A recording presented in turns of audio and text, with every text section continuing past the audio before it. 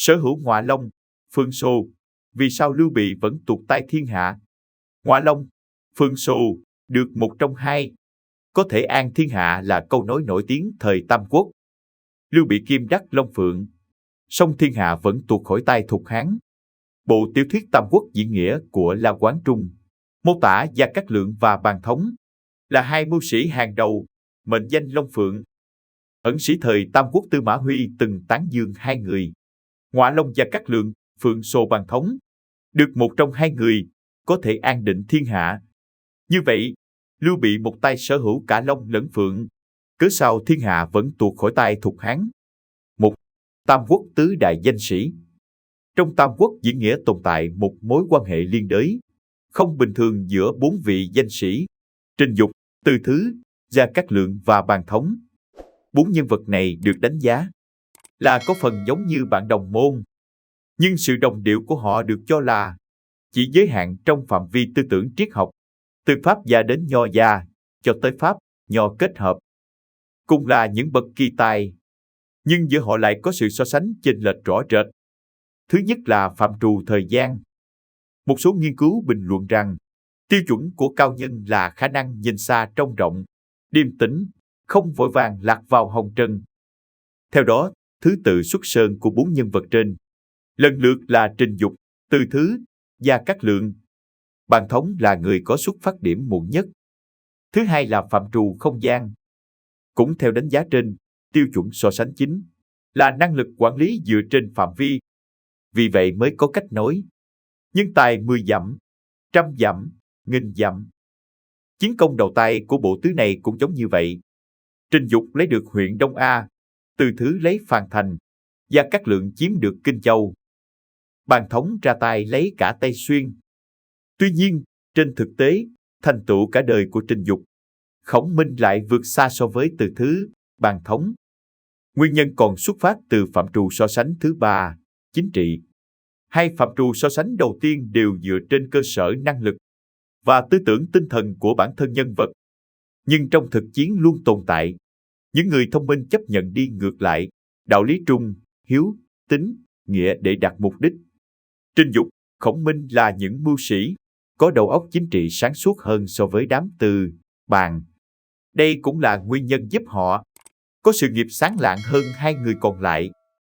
Theo những đánh giá hiện đại, Bàn Thống ngay từ đầu đã toàn tâm toàn ý trung thành với Lưu Bị.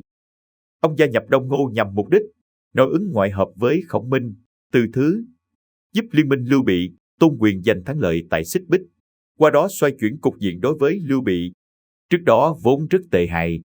Sau khi kết thúc đại chiến Xích Bích, Bàn Thống về đầu quân cho Lưu Bị. Thậm chí, ông cũng sẵn sàng đi lên từ vị trí thấp nhất, chứ không đem thư tiến cử của Khổng Minh, Lỗ Túc ra làm khó Lưu. Quả nhiên, chân tài thực học của Bàn Thống không khiến Lưu Bị thất vọng. Ngay cả Khổng Minh cũng khiêm tốn nói rằng, Phương Sô ta giỏi hơn mình 10 lần. 2. Khổng Minh tiến cử Bàn Thống, sau lại muốn phế Bàn Thống. Gia Cát Lượng giúp Lưu Bị lấy được Kinh Châu, nhưng khi đối diện với đất giữ Tây Xuyên cũng phải bó tay. Vừa không thể khuyên Lưu Bị trở mặt với Lưu Chương, lại không dám tái diễn Xích Bích đại chiến với Tây Xuyên. Khổng Minh buộc phải mượn cớ tới Đông Ngô viếng Chu Du để cầu cứu Bàn Thống. Về sau, Ngọa Long Khổng Minh trấn thủ Kinh Châu, trong khi Phượng Sô Bàn Thống tấn công Tây Xuyên. Hai ông trở thành tả hữu đắc lực của Lưu Bị. So sánh thực lực giữa Bàn Thống và Gia Cát Lượng vẫn là chủ đề tranh luận không có hồi kết của các học giả đương đại. Luôn quan điểm nói Bàn Thống tài năng hơn Khổng Minh cho rằng về võ công, Bàn Thống chỉ dùng hai tướng già là Hoàng Trung, Ngụy Diên đã có thể phá vây ở Tây Xuyên. Tuy nhiên, vào thời điểm chiến dịch Tây Xuyên sắp đại công cáo thành, thì tình hình đã xuất hiện đột biến. Theo nhiều tài liệu để lại, Khổng Minh đã gửi cho Bàn Thống một lá thư đe dọa. Gia Cát Lượng lợi dụng lòng trung thành của Bàn Thống đối với Lưu Bị, cũng như sự ưu ái của Lưu đối với Bàn để khiến Lưu Bị dao động, gián tiếp dẫn tới cái chết của Bàn Thống về sau. 3. Ngọa Long, Phương Sô mâu thuẫn, Lưu Bị tiến thoái lưỡng nan. Trong thư gửi Lưu Bị, Gia Cát Lượng mượn chuyện quan sát tin tường lành ít dữ nhiều để khuyên Lưu Bị lui quân, trong khi Bàn Thống cũng chiêm tinh nhưng nêu ra quan điểm trái ngược.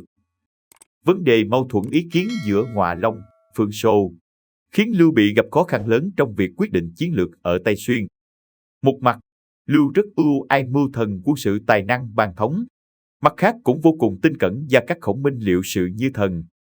Về sau, để bảo toàn lực lượng, Lưu Bị đành phải quyết định lui về Kinh Châu. Để khuyên giải Bàn Thống vốn chủ chiến, Lưu Bị nói với Bàn: ta nằm mơ thấy thần nhân, cầm thiết bổng đánh vào tay phải, ngủ dậy vẫn còn thấy đau, liệu có phải điềm dữ chăng? Bàn Thống vốn tính khẳng khái, đặc biệt không tin chuyện điềm báo, cho nên thẳng thắn đáp lại: tráng sĩ ra trận bị thương là chuyện thường, chủ công hà tất phải đa nghi chuyện mộng mị. Chủ công bị Khổng Minh che mắt, người này cũng vì không muốn thống độc chiếm đại công, nên mới cố tình khiến chủ công nghi kỵ mà thôi. Lòng nghi kỵ thành giấc mộng, chứ nào có điềm xấu gì.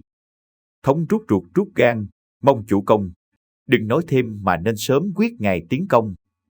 Những phát ngôn của Bàn Thống thời điểm đó được các nhà sử học đương đại đánh giá là vượt qua tầm tri thức của thời đại. Tuy nhiên, khi Bàn Thống nói ra những lời khẳng khái của mình, cũng là lúc lòng trung của ông đối với Lưu Bị tuột dốc không phanh. Phương Sô đã không còn muốn dốc lòng tận tụy vì Lưu nữa. Song bi kịch của ông cũng đến từ đây, bởi Bàn Thống luôn tôn sùng tư tưởng trung nghĩa, trung thành tuyệt đối. 4. Nhìn thấu Lưu Bị, Bàn Thống lấy cái chết để nhượng hiền. Trong Tam Quốc diễn nghĩa, các mưu sĩ thường rất ít nhắc đến cái chết trong lời thề của mình. Một khi chữ chết được buông ra, rất có thể nhân vật đó đã có động cơ để kết thúc sự sống. Ví dụ, Quách Gia đã nói với Tào Tháo khi bắt phạt: mỗ cảm kích đại ân của thừa tướng, đến chết cũng không báo đáp hết được. Sau đó, Quách Gia bệnh mất. Tương tự, Bàn Thống được cho là không còn tâm huyết với Lưu Bị, song vẫn phải sống tuân theo lý tưởng trung nghĩa mà bản thân theo đuổi. Giống với Quách Gia, Bàn Thống cũng đặt tiền độ của quốc gia cao hơn sinh tử cá nhân. Dù Quách Gia không biết Lưu Bị là người ra sao, song ông tin rằng đường lối chính trị nho gia của Thục Hán là ưu tú hơn Pháp gia của Tào Tháo. Bàn Thống cũng vậy, mặc dù ông không thể xác định Gia Cát Lượng sẽ dẫn dắt Lưu Bị tới đâu trong tương lai, song ông tin tưởng nho, Pháp kết hợp của Lượng cao hơn so với đường lối nho gia của Lưu. Bàn Thống được đánh giá rất cao ở lòng trung thành. Đây cũng chính là điểm khiến Bàn không lựa chọn con đường đấu đá với Khổng Minh, mà quyết định dùng cái chết để nhường Gia Cát Lượng. Động cơ của Bàn Thống được phân tích gồm một số điểm. Thứ nhất, nhằm bảo vệ tôn nghiêm của bản thân, thà da ngựa bọc thây chứ không đào ngũ. Trên lý thuyết, Bàn Thống hoàn toàn có thể vâng lời Lưu Bị và lưu quân ở Tây Xuyên để bảo toàn tính mệnh. Nhưng ông không làm như vậy. Đây cũng là điểm khác biệt lớn nhất trong tính cách của Lưu và Bàn. Thứ hai, Bàn Thống vì muốn bảo vệ Gia Cát Lượng, nên đã đẩy cái chết của mình về phía Lưu Bị. Bàn Thống biết được Lưu Bị vô cùng mê tín, nên mới dựa vào sự quan tâm của Lưu Bị để khiến Lưu đổi ngựa cho mình.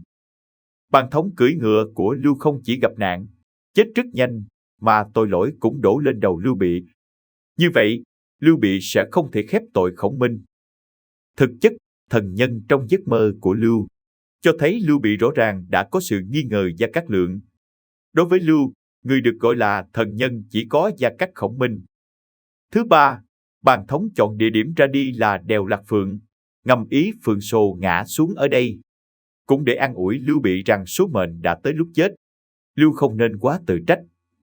Thứ tư, Bàn Thống cố ý đẩy Ngụy Diên ra tiền tuyến, trong khi bản thân chỉ huy hậu quân vốn gặp nhiều nguy hiểm hơn. Các nhà phân tích cho rằng, Bàn muốn gửi một thông điệp thật rõ ràng tới Gia Cát Lượng rằng ta cam tâm tình nguyện nhường công lao và địa vị, chứ không phải chết trong tay Khổng Minh, cũng không phải không nhìn ra mưu kế của Khổng Minh. Căn cứ vào phân tích trên thì không thể buộc tội Khổng Minh là người chịu trách nhiệm về cái chết của Bàn Thống. Điều Lượng làm chỉ là một đòn tâm lý đối với Lưu Bị, nhằm đặt mục tiêu của mình. Tuy nhiên, chiêu này của Khổng Minh, LTVK1 ngược lại đã khiến Bàn Thống nhìn thấu sự ngu nhân, ngu nghĩa và ngu tính của Lưu Bị, qua đó quyết định dùng cái chết để từ bỏ việc phò tá Lưu. Có nhiều ý kiến bình luận cho rằng, với khả năng quân sự điều khiển thiên binh vạn mã của mình. Nếu Bàn Thống không định tự sát thì cho dù là cao nhân, tầm cỡ Quách gia cũng chưa chắc đánh bại được ông. Thêm vào đó, tại đèo Lạc Phượng, cho dù Bàn Thống không thể đánh thắng, thì cũng thừa khả năng bảo toàn tính mạng, khi chủ tướng Tây Xuyên Trương Nhiệm chỉ là một nhân vật vô danh. Ngày nay, nhiều học giả Trung Quốc vẫn phải cảm thấy ngỡ ngàng trước thực tế rằng đằng sau cái chết Loạn Tiễn xuyên tâm lại là cả một kế sách tinh vi được Phượng Sồ một tay sắp đặt. Không nghi ngờ gì, Bàn Thống là người duy nhất có đủ tài cán đả thông đất thục.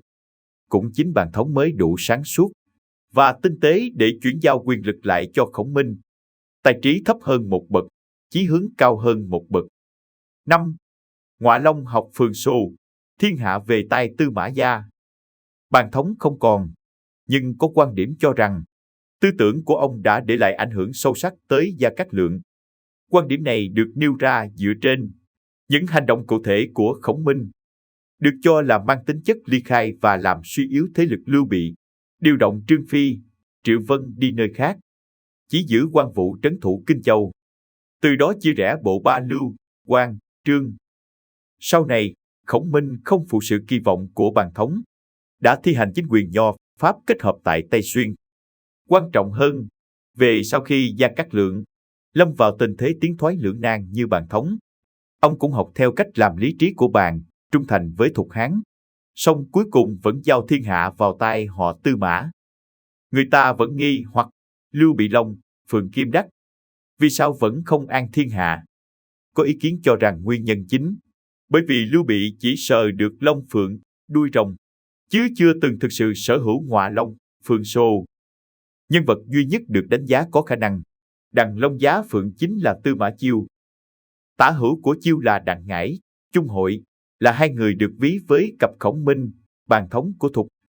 Lịch sử Trung Quốc vẫn có câu Long Phượng thường thấy, nhưng chủ công biết an thiên hạ không thường gặp. Video của chúng tôi đến đây là kết thúc. Cảm ơn tất cả các bạn đã quan tâm tới xe hay V88 và theo dõi video của chúng tôi. Đừng quên like, share và đăng ký kênh nhé. Đặc biệt đừng quên bật chuông để theo dõi những video nhanh nhất. Một lần nữa xin cảm ơn tất cả các bạn.